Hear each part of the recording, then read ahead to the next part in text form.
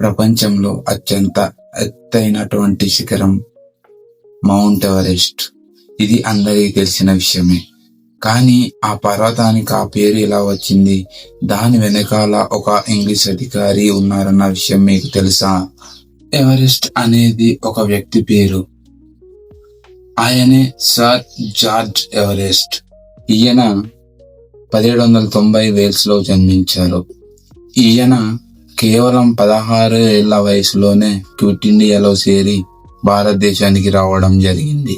ఒక గొప్ప సర్వేయర్ గా మరియు జియోగ్రఫర్ గా పేరు పొందారు. భారతదేశంలో ఈయన చేసిన అతిపెద్ద పని మెరిడియన్ ఆర్కే సర్వే. ఇది కన్యాకుమారి నుండి హిమాలయ వరకు చేయడం జరిగింది. ఈయన దాదాపు 2400 కిలోమీటర్ల దూరాన్ని సర్వే చేయడానికి కీలక పాత్ర పోషించారు. భారతదేశ భౌగోళిక మ్యాప్ను తయారు చేయడానికి ఈయన ఎంతో శ్రమించారు. నిజానికి స్థానికంగా ఎవరెస్టుకి చాలా రకాల పేర్లు ఉండేవి.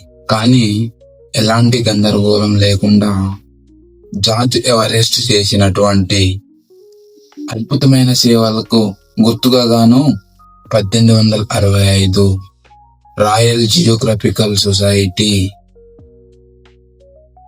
ఆయనకు గుర్తుగా మౌంట్ ఎవరెస్ట్ అని పేరు పెట్టడం జరిగింది. అలా మన దేశ భౌగోళిక సర్వే కోసం తన జీవితాన్నే అంకితం చేసినటువంటి ఈయనకు అంకితంగా ఒక వ్యక్తి పేరు ఈ రోజుల్లో ప్రపంచంలో ఎత్తైనటువంటి శిఖరానికి శాశ్వతంగా నిలిచిపోయింది. మరి ఈ ఇంట్రెస్టింగ్ ఫ్యాక్ట్ మీకు నచ్చినట్లయితే ఒక లైక్ చేసేయండి. అలాగే మా ఛానల్ ని సబ్స్క్రైబ్ చేయండి.